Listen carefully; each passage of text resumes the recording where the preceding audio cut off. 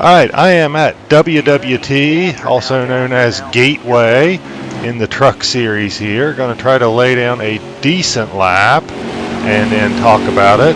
Talk about the points, then talk about the line I'm running. I'm going to let the slower cars get way ahead of me because I have tried to shoot this video a couple times.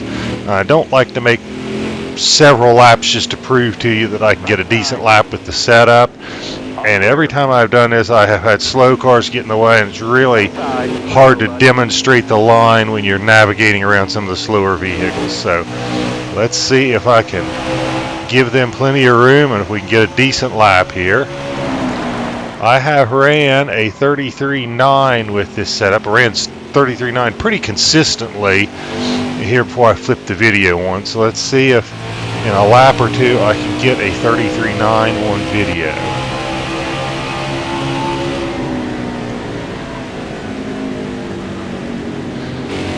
I have learned that going a little wide doesn't seem to really hurt you, as long as you can get it back down near the bottom when you get back to the exit.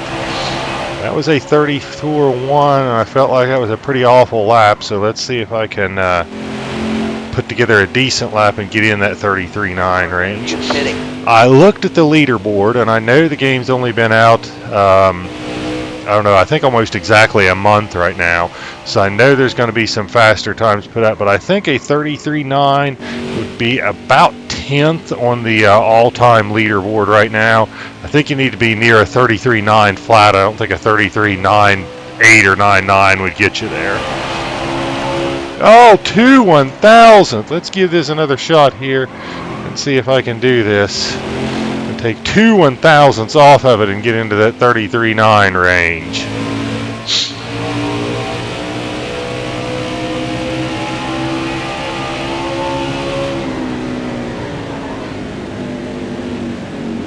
Still there. Oh, swung wide, and now I'm probably not going to get it. Trying to get around Spencer Boyd. Oh, 33.986. I will take it. With that being said, I will start slowing down and talk about the line. I like to get close to my all-time best, usually within a 10th or so of it, just to prove what the setup can do, and then I can talk about the line and everything. This is kind of a flat Darlington, as I like to call it. It's kind of egg-shaped, but it's much flatter than Darlington. When I am coming into turn 3, I am looking at this traffic light right here, this green light. When I see it, I am off the gas and on the brakes, but I am on the brakes very, very light in 3. I've tried it before, and I can hit it just perfect and not use the brakes at all. This is a different track in terms of turning through the corner. I am always talking about turn the wheel and leave it and let it stay at whatever angle you turn in and kind of let the car go there and don't saw back and forth on the wheel.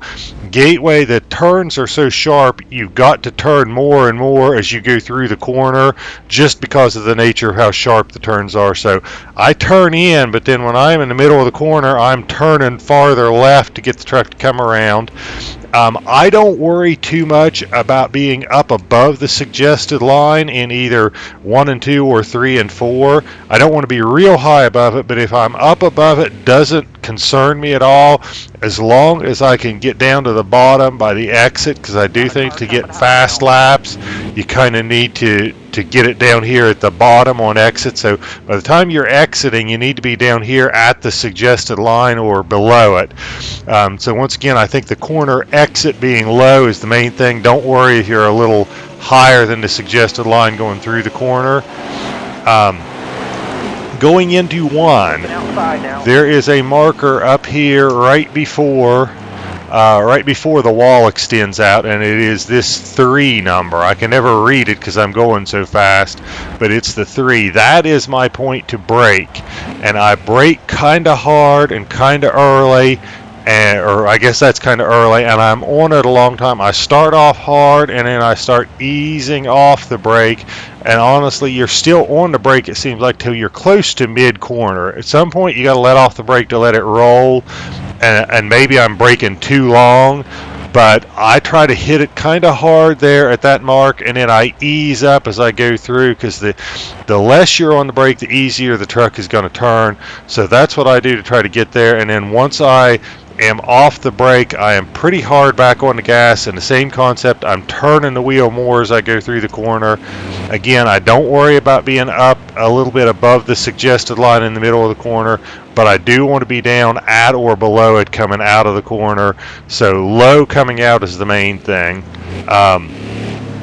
That's about it. Let's go in and let's look at the setup for Gateway.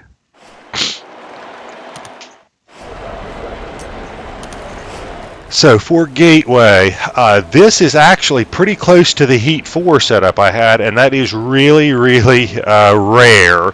I don't very often find that a Heat 4 very well for Heat 5, but this is pretty close.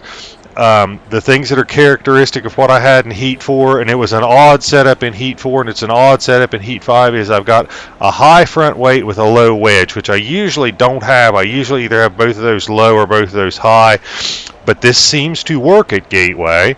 The right front rebound being up pretty high, that is done to help the car turn. That helps the car turn on exit, if I'm not mistaken. Sometimes I got to look at my cheat sheet, but the right rebound is something that affects really exit and only exit. So increasing that makes the car turn better on exit, reducing it makes it tighter on exit. The rear springs are fairly light compared to what I normally run, and that's typical of what you see on a flatter track. The flatter track seems like you run lower springs. Default tire pressures, and I don't usually adjust tire pressures a whole lot. Tire pressure is something that I can always adjust at a pit stop, so I usually don't mess with them a whole lot in a setup, because if I get into a race and I'm having a problem, I can adjust tire pressures then. The sway bar is really, really stiff, but the default setting is a 2, so this is one down from that, and that's typical of what you see on flat tracks, is a front sway bar that is pretty stiff. And then the track bars are pretty high up there, and those are done to help the car turn. You need a lot to help the car turn on these egg-shaped flat tracks. So this is really, I think, a tough track to get around, but having a good setup makes a huge difference. What else? The gearing, the rear end ratio. I really tried to make a 3.75 work, but I just wasn't able to roll through the corners enough and get it to, and I was slowing down too much, so I didn't have the drive off that I needed. If you're at a higher skill level than I am and you can roll the corners a little better, you can probably run a 3.75 gear, but I fooled around with it and I was a tenth off consistently from what I could run with the 382. I know that 382 at the end of the straightaway, I am getting above the red line and almost to the rev limiter.